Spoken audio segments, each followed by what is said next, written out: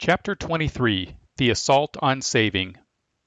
The Lord shall open unto thee his good treasure, the heaven to give the rain unto thy land in his season, and to bless all the work of thine hand. And thou shalt lend unto many nations, and thou shalt not borrow. Deuteronomy 28:12. He shall lend to thee, and thou shalt not lend to him. He shall be the head, and thou shalt be the tail. Deuteronomy 28:44. There are two passages in the Bible that present the fundamental principles of economic growth, Leviticus 26 and Deuteronomy 28. They are parallel passages. They present a series of sanctions. The sanctions are mainly economic. About 1/4 are positive sanctions, 3/4 are negative sanctions.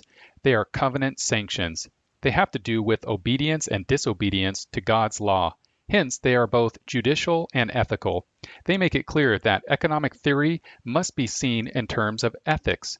They teach that economic theory cannot be ethically neutral. Good economic results are the product of good economic behavior. These two verses contrast the two systems of sanctions. The first appears in the section on positive sanctions. It promises success through lending. Lending is part of a program of wealth accumulation. It begins with agriculture. Good crops depend on rain, but this is only one aspect of national wealth. The net productivity will affect the whole range of economic endeavors. This includes money lending. The sign of economic success is the capital required to become a lender. Such capital is a mark of a successful person who is following a successful program. So when it comes to success, being a creditor is a worthy goal. Avoiding debt is also a worthy goal. In contrast is the second sanction. It is the reverse of the positive sanction. In this case, the cursed man is the debtor, but he is not the foreigner. The foreigner is in a position of authority. The mark of success is to be the head. The mark of failure is to be the tail. Half a millennium later, Solomon wrote, "The rich ruleth over the poor, and the borrower is servant to the lender." Proverbs 22:7.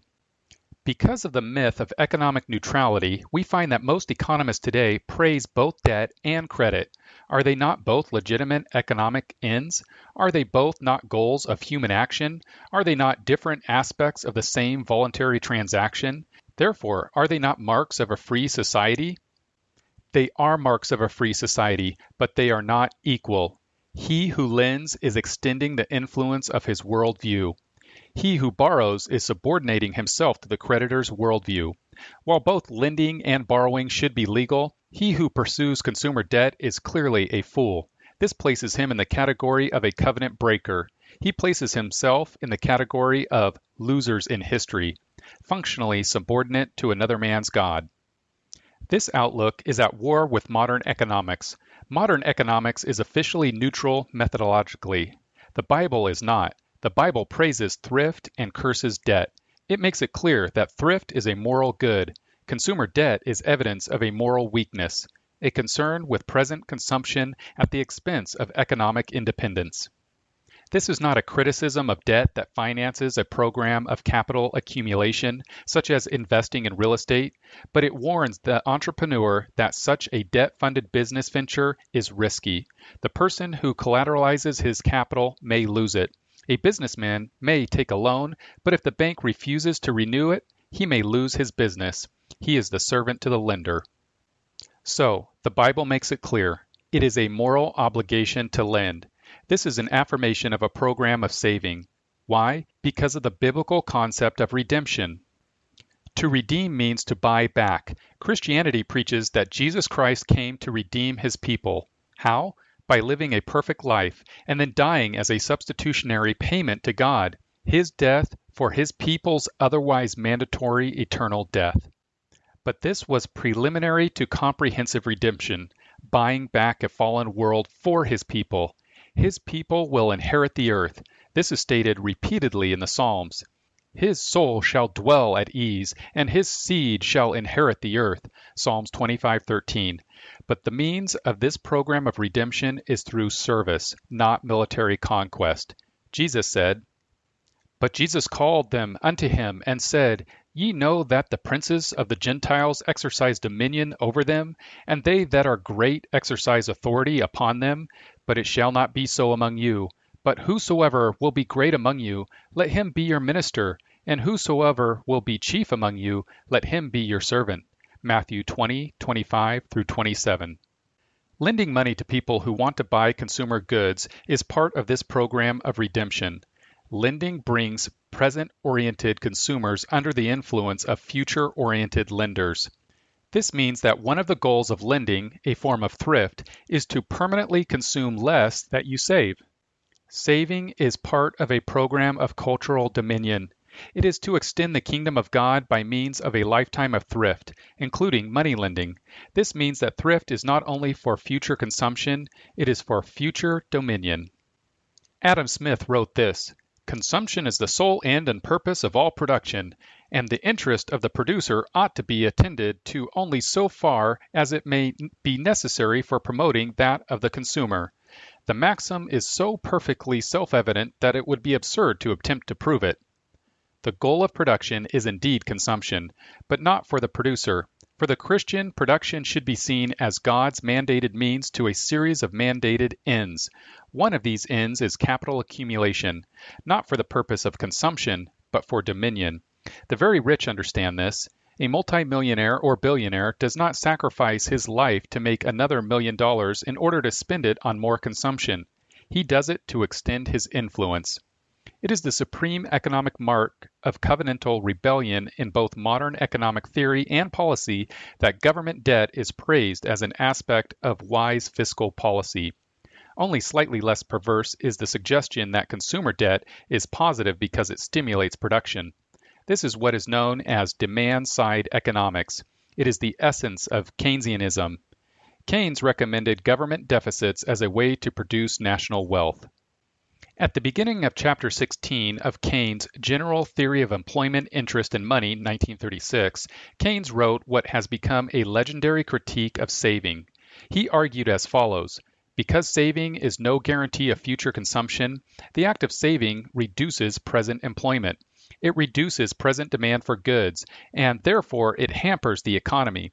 If this were a general principle, then it would mean that, throughout history, saving has been a liability, and it has retarded economic growth.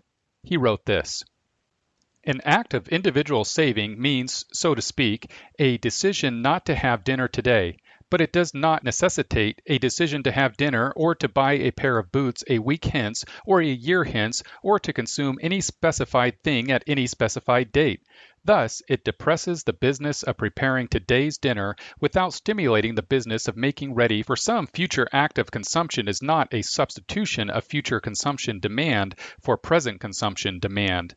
It is a net diminution of such demand. If saving consisted not merely in abstaining from present consumption, but in placing simultaneously a specified order for future consumption, the effect might indeed be different. For in that case, the expectation of some future yield from investment would be improved, and the resources released from preparing for present consumption could be turned over to preparing for the future consumption." Pages 210 through 11. While Hazlitt did not quote this passage explicitly, his chapter was written to counter the policy implications of this passage. This passage, perhaps more than any other passage in Keynes' work, is the foundation of the fundamental errors of Keynesianism in general. It is Keynes' intense hostility to saving and his call for government expenditures in a time of economic depression to offset the employment-destroying effects of saving that are at the heart of the Keynesian system. 1. Owners. One owner is the owner of money. He can spend it on consumption. He can also spend it on a tool of production. He can lend it to someone who also can either buy consumer goods or buy tools. The owner even has the right to hoard his money. A second owner is the owner of a credit score high enough to enable him to secure a loan. His credit rating is a form of personal capital. The higher his rating, the greater the value of his personal capital. But this capital can be used to obtain a consumer loan, higher interest, or a producer loan, lower interest. Then there are the owners of raw materials, tools, land, consumer goods, and labor services. They want to sell these various forms of property. 2. Window. The window is all of the capital markets and all of the consumer goods markets. These markets serve buyers and sellers. Someone with money can spend it in any of these markets. There are sellers who are happy to make a sale, at least at retail prices. These sellers compete for the money that money owners have to spend. Sellers of consumption goods make their case. Enjoy what I have to sell. You deserve it. You've worked hard for your money. You only go around once in life. You can't take it with you. Sellers of capital make their case. Save for a rainy day. You never know what will happen next. Look to the future. You want a comfortable retirement. Think about college for your kids. Sellers of charitable programs make their case. You can save a life. You can change the world. You can feel better about yourself. Wealth has its responsibilities. Nobody says this. Go to the bank and withdraw currency. Hide it in a safe place. In any case, someone in the United States with $10,000 or more cannot do this without violating the law if he does not report this to the government. The person who has money in the bank is lending it. The bank has invested those digital currency units. The money is not idle. Someone will be receiving money. This money will be used to buy things. These purchases keep the economy running smoothly. People with money change their budgets from time to time, but all the money available to them is being put to what owners regard as productive uses. If he transfers his digital money to a seller of goods or services, the recipient will put the money to use. How? By either keeping it in his bank or by spending it on whatever he needs to keep his operation running. If the person withdraws currency and hides it, this will have no measurable effect. No one will notice. Anyways, he hopes so. Even if millions of bank depositors did this, consumers would benefit. Sellers would have to lower their prices. Sellers do not like this, but consumers do. When you go to an auction to buy something, you want to see a sparse crowd. The auctioneer will be unhappy, but you will not be. 3. Stone. Keynes' discussion of saving as a cause of reduced consumption and therefore economic stagnation ignored Bastiat's analysis. Keynes failed to consider the uses to which saved money would be put in the private sector. The money might be loaned or invested in businesses that organized resources for future output. This would increase future consumption, but it would also be used for present consumption. Employees hired by these firms would receive wages. The other use for invested money was lending to consumers, who would use this money to buy goods and services. Thus, Keynes' concern about saving as a source of reduced demand was an error. Analytically, it is the central error of Keynesianism. It is rarely mentioned, even by critics of Keynesianism. This reveals the extent to which mainstream economics rests on a complete misunderstanding of economic cause and effect. From 1936 until the present, Keynesian economists have had a free ride, but free rides, like free lunches, are mythical. Someone pays for them. Politicians are pressured during a recession to spend money on various projects. There are relief projects, free money for unemployed workers, or low-interest loans for businesses. The latter payments are not regarded as relief, but they are. They involve getting something for nothing. Keynesian economists constantly cry out for more government spending. The government has the ability to get the economy rolling again, the politicians are told. So are the voters. The solution to the recession is government spending on anything. Keynes used this example. If the Treasury were to fill old bottles with banknotes, bury them at suitable depths in disused coal mines, which are then filled up to the surface with town rubbish, and leave it to private enterprise on well-tried principles of laissez-faire to dig the notes up again, the right to do so being obtained, of course, by tendering for leases of the note-bearing territory, there need be no more unemployment, and with the help of repercussions, the real income of the community and its capital wealth also would probably become a good deal greater than it actually is. It would, indeed, be more sensible to build houses and the like, but if there are political and practical difficulties in the way of this, the above would be better than nothing. General Theory, page 129. First, it costs money to fill the bottles. Second, someone must be hired to hide the bottles in the mine. Third, someone must be hired to dig up the bottles. Fourth, someone would spend the money. For efficiency's sake, modern governments skip the bottles and the money. They just spend the money on what President Obama said in 2009 were shovel-ready projects. He was wrong. Few jobs were created by this welfare program, but the money was spent. But the money would have been spent anyway. If the central bank created the money out of nothing by purchasing treasury debt, the money would have been spent. Anyway, this would have been the case prior to December 2008, when the Federal Reserve began offering a tiny amount of interest on excess reserves. Commercial banks sent lots of their deposit money to the Federal Reserve. The Federal Reserve did nothing with this money. This kept the Federal Reserve's policies of hyperinflation of the monetary base from $900 billion to $4.2 trillion in 6 years from becoming depreciated money. Consumer prices barely rose. 4. Costs. There is the general cost, the disrupting effects of the states entering the capital markets. The politicians want to spend the money on projects they think will gain a net increase in votes at the next election. So they can raise taxes, borrow money, or have the central bank print it. In a recession, politicians are afraid to raise taxes, so they usually resort to borrowing and monetary inflation. If they borrow from investors, this shifts money out of those investment categories that the investors previously preferred. The money goes into spending categories that politicians prefer. So there will be a different set of beneficiaries. This process transfers money out of the private sector and into the coffers of the government. Then the money gets spent. These costs are associated with the reduction of productivity that results from the reallocated money.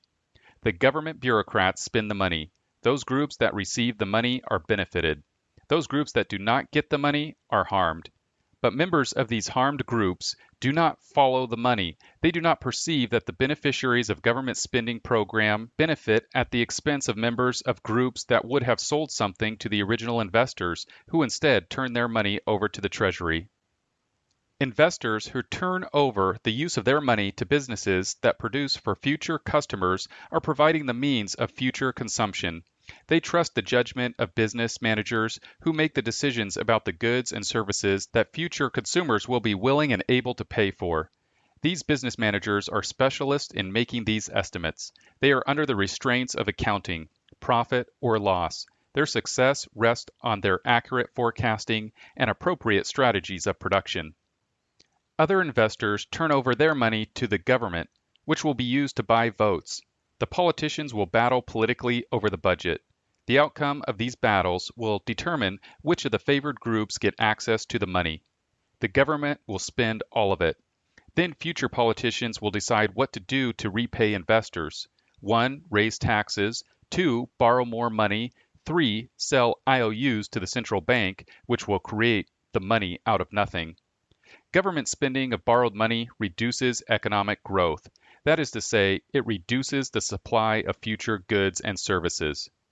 Private spending of borrowed money may increase economic growth if it is borrowed by businesses that sell to consumers, or it may be borrowed by consumers who then spend it.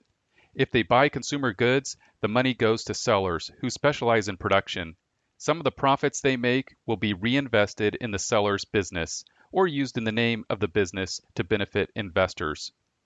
When a civil government increases its percentage of the nation's debt, this reduces the rate of economic growth. It also increases the government's debt. In terms of Keynes' original theory, the government should pay off part of this debt in boom times and increase debt in recessions. In operation, the debt almost always rises. The only school of economic opinion that opposes the increase of government debt and which advises the repayment of borrowed money through constant budget surpluses is the Austrian school. In the history of the United States, the government has been debt-free in only one fiscal year, 1835. 5. Consequences. By redirecting their capital from output-increasing enterprises to governments, investors have lowered economic growth. This has reduced the otherwise attainable wealth of every Western nation. Median household income in the United States stagnated after 1973, after 25 years of high growth. Economists debate over the causes of this slowdown. Non-Keynesian economists would look carefully at the evidence of the increase in government debt as a factor. Most national governments increase their debt every year. Most of them have debts owed to investors in the range of 100% of the nation's annual production. Some are 3 times national production. This attitude toward debt has trickled down to the citizens. They are also heavily indebted. But because they must make monthly payments on their debt, the percent of their after-tax income that goes for debt servicing is quite constant. In the United States, household debt servicing varies from about 13% of after-tax income to 18%. Corporate debt has also increased. The combined debts of the national government, regional governments, businesses, and households sometimes reach 4 to 5 times the total income of a nation. When combined with the unfunded liabilities of government-funded retirement programs and government-funded programs of healthcare for the aged, the level of national government debt is many times the official figure. Some estimates of the present value of the unfunded liabilities of the United States government for these two programs are in the range of $200 trillion. Compared to the official debt of about $23 trillion, 2020, the official debt is minimal. There will be a default at some point. As to which kinds of debt and which creditors are sacrificed, we can only guess, but default is inevitable. This will have negative political, social, and economic consequences. I call this the Great Default. Conclusions. Keynesian economics reinforced politicians' spending preferences in raising the level of government debt after 1945. Hazlitt recognized this shift in opinion years before he wrote Economics in One Lesson. Increased debt has made economies more vulnerable to recessions. Debt obligations remain in good times and bad times. When governments, businesses, and households use the rising income during boom times to increase their debts, the bust times create financial hardships. There is a debt ratchet phenomenon all over the world. The threat of bankruptcies in the next recession has increased. This is debt deleveraging. People who have budgeted for income in their retirement will be startled to learn that bankruptcies of pension plans will cut into their expected income. More important than this is a shift of attitude toward debt. The willingness to sacrifice present consumption for the sake of investing is the mark of a future-oriented person. This is a good way to define upper class. These people value the future more than their middle class and lower class peers do.